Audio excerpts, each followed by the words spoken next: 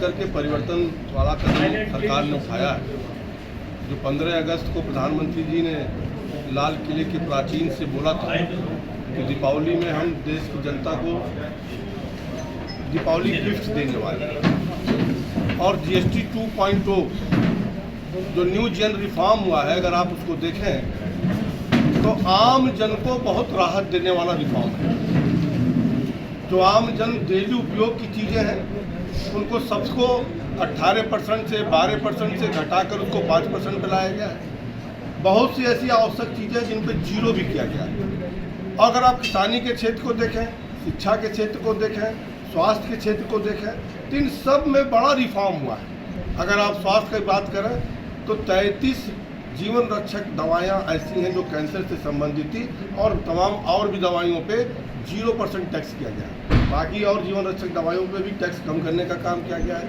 किसानी के क्षेत्र को अगर आप देखें तो किसान से संबंधित जो उनके उपयोग का है, खाद है, बीज है, दवा है, उनका जो औजार है या ट्रैक्टर है, इन सब को कहीं ना कहीं 5% के स्लैब में सरकार लेकर के आई है। शिक्षा के क्षेत्र में अगर आप देखें तो शिक्षा के क्षेत्र में बच्चों को इस्तेमाल करने वाली कापी, किताब, पेंसिल, रबड़ और जो शार्पनर वगैरह है, उन सबको भी कहीं ना कहीं 5% के स्लैब में लेकर के आई है। और साथ ही साथ रिफॉर्म में ये भी देखा गया कि आम व्यापारियों को जो दिक्कत हो रही थी, उन व्यापारियों को भी कहीं ना कहीं GST को और सरल बनाने का काम किया गया।